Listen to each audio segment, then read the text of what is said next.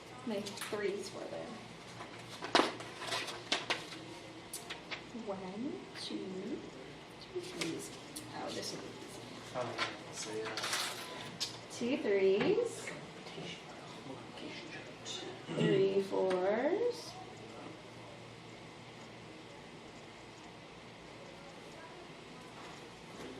4 fives,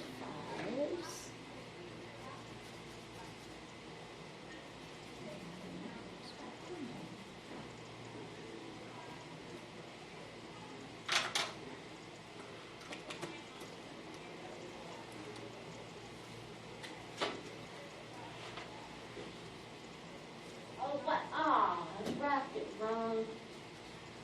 Start over. What'd you do? I put, so, for 3, I put, the wrong frequency. And it messed up the rest of them, because I was just looking at the, Oh, because you were just looking at the way they stepped. Yeah. it says 2. And then 3.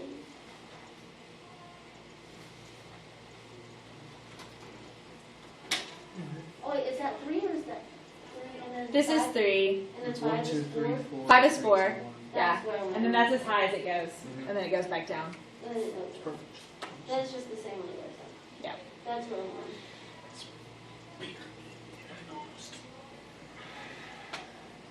So what do you see? I see that the sampling distribution of X bar is bell-shaped or is normally distributed. It is symmetric. Where's the peak? 5. The peak is at 5, which is the mean.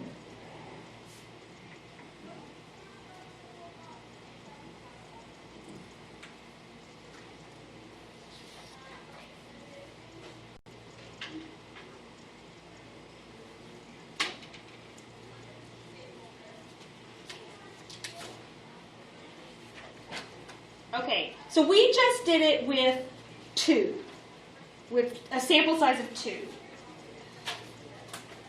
Central limit theorem is saying if you draw many samples of size 30 or more from a population. So, first thing, the properties of central limit theorem.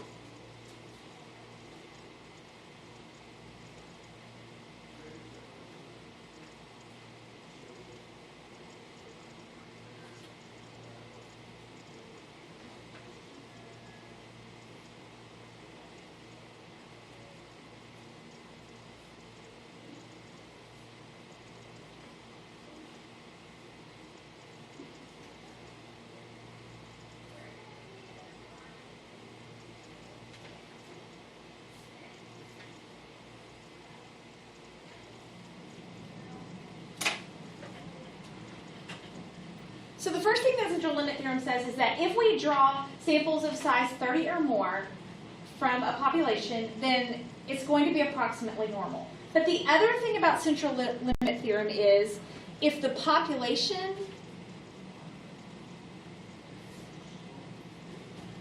is normally distributed,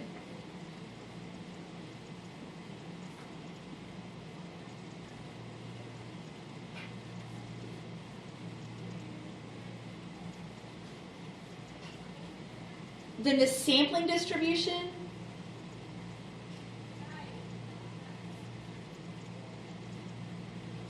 will be approximately normal for any sample size.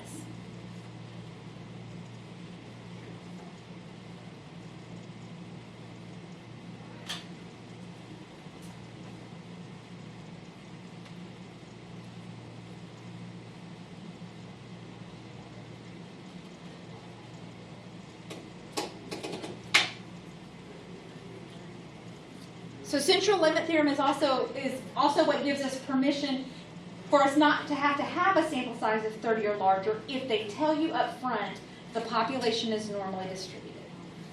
We know that the human population is normally distributed, so we don't always have to use sample sizes of 30 or more, as long as you're using good researching techniques, in order for you to say something's normally distributed.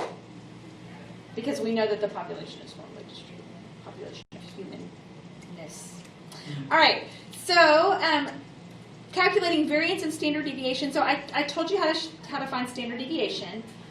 Standard deviation of a sampling variation, so it's going to have that little sub x bar to let you know that this is coming from a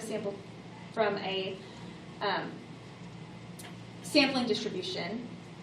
You're going to find that by standard deviation divided by the square root of n. So variance, remember variance is always the standard deviation squared. So it'll be listed as sigma squared with a sub x bar equals sigma squared over n.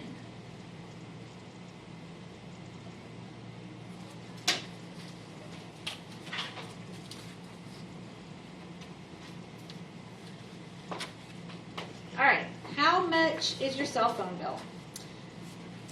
Cell phone bills for Miss Hogan's stat students have a mean of $87 and a standard deviation of $11. Suppose Miss Hogan takes a random sample of 38 cell phone bills of her students.